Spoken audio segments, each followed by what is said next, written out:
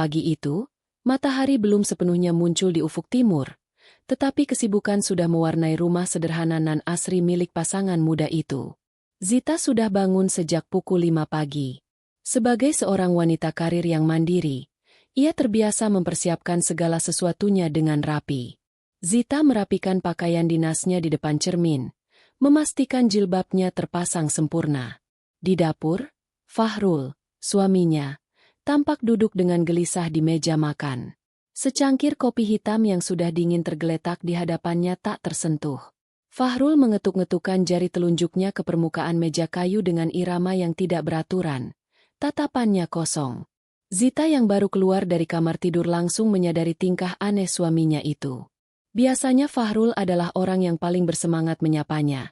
Tetapi kali ini wajah pria itu tampak tegang dan pucat, seolah memendam beban yang sangat berat. Halo teman-teman, selamat datang di channel ini.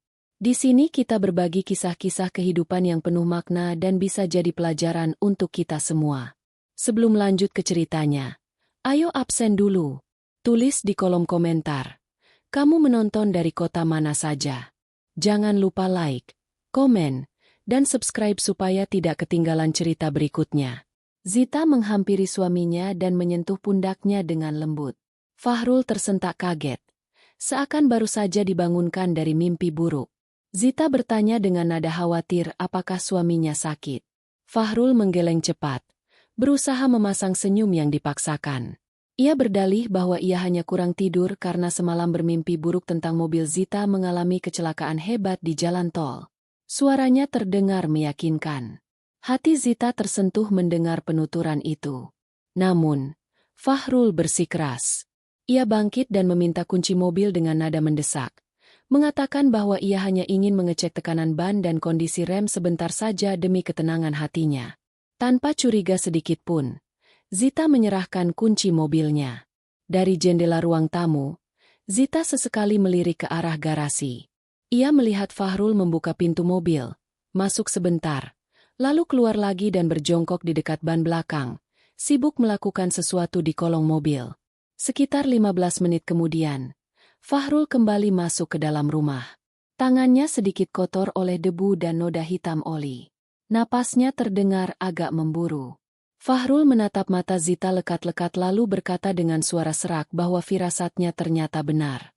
Ia mengklaim menemukan baut rem yang sedikit longgar di bagian belakang. Ia berkata bahwa sekarang mobil itu sudah aman karena ia sudah memperbaikinya.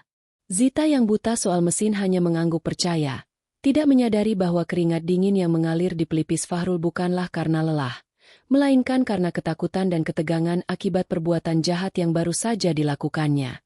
Waktu keberangkatan pun tiba. Zita memasukkan koper kecilnya ke bagasi mobil. Fahrul berdiri di ambang pintu garasi, mengamati setiap gerakan Zita. Saat Zita menyalakan mesin mobil, Fahrul mendekat. Ia mencium kening Zita cukup lama, seolah itu adalah ciuman perpisahan. Ia berpesan sekali lagi agar Zita hati-hati. Namun, ada yang aneh dalam tatapan mata Fahrul. Jika Zita lebih peka saat itu, ia akan melihat bahwa tidak ada kehangatan cinta di sana, melainkan tatapan dingin dan penuh perhitungan seperti seorang predator yang sedang melepas mangsanya masuk ke dalam perangkap. Zita melambaikan tangan dan mulai memundurkan mobilnya keluar dari pekarangan rumah. Ia melihat Fahrul masih berdiri mematung di tempatnya, tidak melambaikan tangan balik, hanya menatap tajam ke arah mobil yang mulai menjauh. Mobil pun melaju membelah jalanan perumahan yang masih lengang, tanpa menyadari bahwa orang yang paling ia percayai baru saja merancang skenario kematian untuknya. 1 jam perjalanan telah berlalu. Zita kini berada di ruas jalan tol antar kota yang cukup sepi, didominasi oleh perkebunan karet yang rimbun. Zita menjaga kecepatan mobilnya stabil di angka 80 km/h. Musik pop mengalun pelan, namun kedamaian itu perlahan terusik oleh sebuah suara asing yang samar-samar tertangkap oleh telinganya. Bunyi itu terdengar seperti ketukan halus. Tik-tik-tik. Namun memiliki irama yang sangat konstan. Zita mematikan radio sepenuhnya agar bisa mendengar lebih jelas. Bunyi itu terlalu ritmis, seolah-olah ada sesuatu yang sedang bekerja secara mekanis di bagian bawah mobilnya, tepat dari arah ban belakang tempat Fahrul tadi pagi sibuk bekerja. Rasa tidak nyaman mulai menjalar di dada Zita, firasat bahaya mulai menyergap. Zita memutuskan untuk tidak mengambil risiko. Ia menyalakan lampu sein kiri dan menepikan mobilnya ke bahu jalan. Begitu mobil berhenti sempurna, Zita mengambil ponselnya, menyalakan fitur senter, lalu membuka pintu mobil. Angin kencang dari kendaraan lain yang melintas menyambar jilbabnya. Zita berjalan memutari mobil menuju bagian belakang. Ia berjongkok di dekat ban belakang sebelah kiri, tempat di mana Fahrul tadi pagi sibuk bekerja.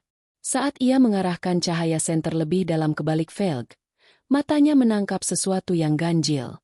Ada sebuah benda kotak kecil berwarna hitam seukuran kotak rokok yang menempel kuat pada bagian dalam kerangka dekat tangki bensin. Benda itu jelas bukan bagian asli dari mobil. Jantungnya serasa berhenti berdetak saat ia melihat ada lampu indikator kecil berwarna merah yang berkedip pelan. Bip bip bip. Itu adalah sebuah alat elektronik yang sengaja dipasang di sana. Tangan Zita gemetar hebat saat ia memberanikan diri menyentuh benda itu.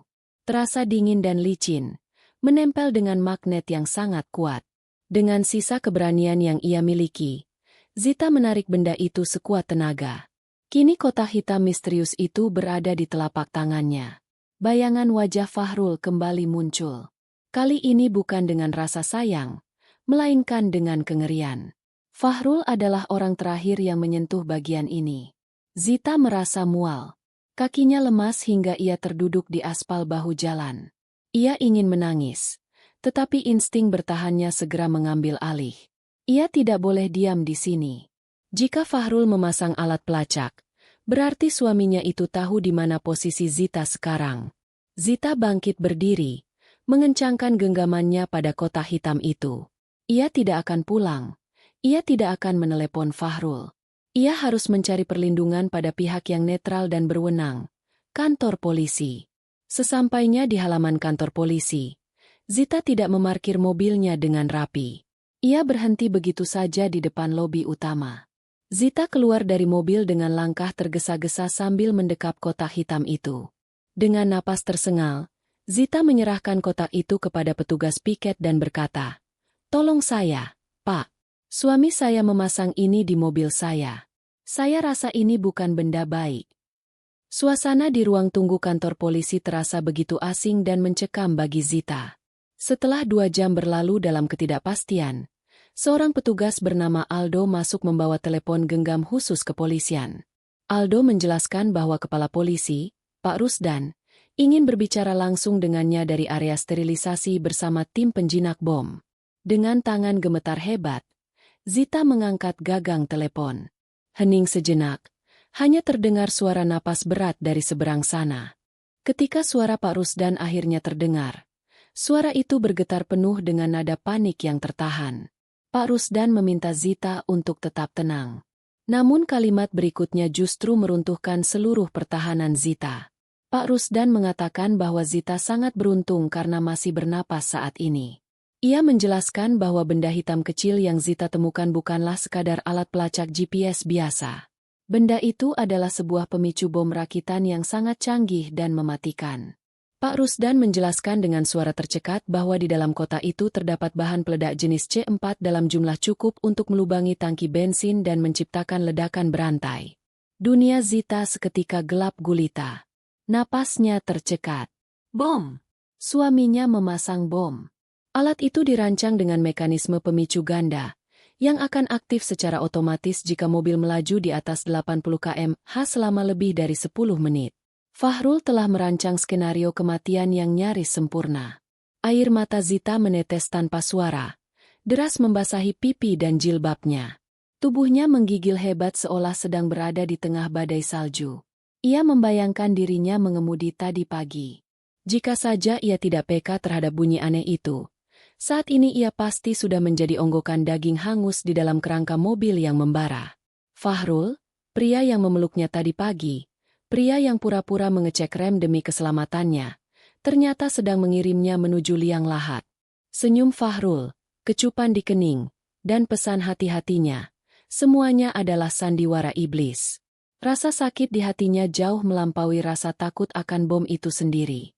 Pengkhianatan Fahrul terasa seperti belati yang diputar perlahan di dalam dadanya. Zita menjatuhkan gagang telepon ke meja, Tidak kuat lagi mendengar rincian teknis tentang bagaimana suaminya berencana membunuhnya. Ia memeluk tubuhnya sendiri, menangis tergugu, meratapi nasibnya yang berubah drastis dari seorang istri yang bahagia menjadi target pembunuhan. Setelah tangisnya mereda, Zita duduk dengan tatapan kosong menatap dinding putih. Pak Rusdan masuk. Kemeja seragamnya sedikit kusut, namun matanya memancarkan ketegasan. Pak Rusdan menjelaskan situasi genting yang sedang mereka hadapi. Fahrul pasti sedang memantau sinyal pelacak. Cara terbaik untuk membeli waktu dan mengumpulkan bukti adalah dengan membuat Fahrul percaya bahwa rencananya berjalan mulus. Mereka harus menipu si penipu. Tim kepolisian akan memindahkan alat pemicu bom itu ke dalam kotak khusus, lalu membawanya menggunakan mobil penyamaran ke arah jalan tol, meniru rute Zita. Mereka akan membawa alat itu ke sebuah area bekas tambang batu kapur yang sepi, di mana tim gegana akan meledakkan bom tersebut secara terkontrol. Bagi Fahrul, ia akan melihat titik GPS bergerak normal, lalu tiba-tiba sinyalnya hilang bersamaan dengan berita kecelakaan yang akan direkayasa oleh polisi. Zita mengangguk tegas. Rasa sakit hati yang membakar dadanya perlahan berubah menjadi bahan bakar keberanian. Ia tidak mau menjadi korban yang pasrah. Ia ingin melihat wajah asli Fahrul saat topengnya terbuka. 1 jam kemudian, titik merah di layar monitor telah mencapai area tambang. Di layar, kecepatan kendaraan pembawa bom itu meningkat, meniru skenario mobil yang melaju kencang sebelum kecelakaan. Dan tiba-tiba titik merah itu berhenti bergerak dan berkedip cepat sebelum akhirnya padam total dari layar. Sinyal hilang bagi dunia luar dan bagi Fahrul. Zita baru saja mengalami kecelakaan fatal. Tepat beberapa detik setelah sinyal di layar mati, ponsel Zita yang sudah dinyalakan kembali namun dalam mode senyap bergetar di atas meja. Nama pengirimnya membuat darah Zita mendidih. Suamiku. Dengan tangan gemetar karena amarah yang memuncak, Zita mengambil ponselnya dan membaca pesan singkat dari Fahrul. Isi pesan itu begitu sederhana, namun begitu kejam. Sayang, sudah sampai mana? Kok perasaanku tidak enak ya? Kabari Mas kalau sudah sampai. Mas khawatir sekali. Fahrul tidak sedang bertanya kabar. Fahrul sedang memastikan apakah Zita masih hidup atau sudah mati. Zita meletakkan ponselnya kembali dengan kasar. Air matanya sudah kering. Yang ada hanyalah tatapan dingin penuh dendam. Dia sudah memakan umpannya. Pak, dia pikir saya sudah mati. Malam hari di markas kepolisian. Penyelidikan bergerak cepat. Pak Rusdan masuk ke ruangan Zita dengan map tebal berwarna merah. Ia menjelaskan bahwa timnya baru saja membobol brankas rahasia Fahrul dan memulihkan data-data terhapus. Pak Rusdan membuka map itu dan mengeluarkan sebuah dokumen tua, surat wasiat. Ayah kandung Zita ternyata baru saja meninggal dunia, meninggalkan kerajaan bisnis perkebunan kelapa sawit senilai ratusan miliar rupiah, diwariskan sepenuhnya kepada Zita sebagai putri tunggal. Namun, ada klausul yang dilingkari dengan spidol merah. Jika putri saya meninggal tanpa meninggalkan anak, maka seluruh aset akan jatuh ke tangan pasangan sahnya yang masih hidup. Zita ternganga. Fahrul telah mencegat surat wasiat itu. Ia menyembunyikan fakta warisan dan kematian mertuanya. Ia tidak membunuh karena benci. Ia membunuh karena uang. Fahrul melihat nyawa Zita setara dengan angka-angka di rekening bank. Rencana dinas luar kota adalah momen emas yang ditunggu-tunggu Fahrul untuk memuluskan klaim warisan tanpa berbagi. Pak Rusdan menunjukkan rekaman CCTV dari rumah Zita. Di layar terlihat Fahrul dan selingkuhannya, Mila, sedang makan steak mahal dan bersulang di ruang makan. Mila tertawa sambil membaca berita kematian Zita. Fahrul berkata, lagi pula dia membosankan. Aku butuh yang lebih menantang. Warisan tua bangka itu sekarang milikku. Kata-kata itu menampar Zita lebih keras dari fisik. Fahrul bahkan tidak menganggap Zita sebagai manusia, hanya sebagai hambatan administrasi. Zita mematikan monitor di hadapannya. Air matanya sudah habis tak tersisa. Kini di dalam dadanya hanya ada rongga kosong yang siap diisi dengan rencana pembalasan. Ia menatap Pak Rusdan. Wajahnya keras seperti batu karang. Cukup, Pak. Saya sudah melihat iblis yang sebenarnya. Sekarang izinkan saya menjadi hantu yang akan menghantui tidurnya. Buat dia percaya saya sudah mati. Biarkan dia merayakan kemenangannya. Semakin tinggi dia terbang, semakin sakit saat dia jatuh nanti. Malam ketiga setelah kabar kematian Zita disiarkan. Tenda hijau masih terpasang. Suara lantunan ayat suci bergemas syahdu. Fahrul duduk bersila, memasang wajah sendu. Namun hatinya sibuk menghitung waktu kapan acara ini selesai. Tiba-tiba, lampu gantung kristal di ruang tengah berkedip-kedip dengan pola ganjil. Lalu suhu ruangan menurun drastis. AC bekerja pada suhu terendah dengan kipas maksimal. Fahrul panik mengecek aplikasi pengendali rumah pintar. Namun notifikasi di layar ponselnya tertulis, akses ditolak. Pengendali utama, Zita. Belum hilang kagetnya. Smart speaker di atas buffet tiba-tiba menyala sendiri. Terdengar suara rekaman yang sangat familiar. Itu adalah suara Zita. "Hai Mas Fahrul, jangan lupa kunci pintu ya." Suara Zita yang ceria dan hidup menggema di ruangan penuh pelayat itu. Suasana seketika berubah mencekam. Ibu Fitri histeris. Wajah Fahrul pucat pasi. Darah seolah surut dari wajahnya. Ia tahu ini pasti peretasan. Tapi teror irasional mulai menggerogoti jiwanya. Puncak dari teror malam itu terjadi menjelang acara bubar. Seorang kurir paket bersepeda motor berhenti tepat di depan pagar rumah. Mengenakan helm tertutup rapat.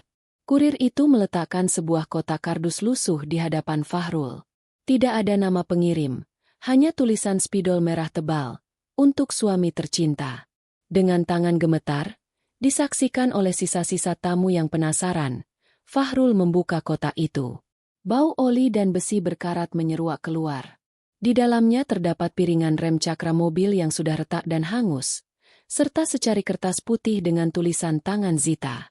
Pesan di kertas itu singkat namun menghancurkan mentalnya. "Mas, kamu lupa mengencangkan satu baut di hatimu. Aku pulang untuk memperbaikinya." Fahrul melempar kotak itu saking kagetnya. Ia mundur ketakutan hingga punggungnya menabrak dinding, meraung histeris. Ia mulai meragukan kewarasannya sendiri. Apakah Zita benar-benar mati? Teror psikologis yang dilancarkan Zita dan polisi berhasil menembus pertahanan mental Fahrul. 3 hari berlalu. Didorong oleh keserakahan, Fahrul meyakinkan dirinya bahwa Zita sudah mati. Hari ini adalah hari pencairan warisan. Pagi-pagi sekali, Fahrul sudah berpakaian rapi, mengabaikan kantung mata hitamnya. Ia melangkah mantap menuju kantor firma hukum di pusat kota. Di ruang rapat VIP yang mewah, Fahrul disambut pengacara senior. Pengacara itu membacakan rincian aset yang ditinggalkan oleh almarhum ayah Zita. Total nilainya membuat kepala Fahrul pening karena kegirangan. Berdasarkan akta kematian Ibu Zita yang sudah Bapak lampirkan dan sesuai dengan klausul surat wasiat, maka seluruh aset ini akan jatuh ke tangan Bapak sebagai ahli waris pengganti.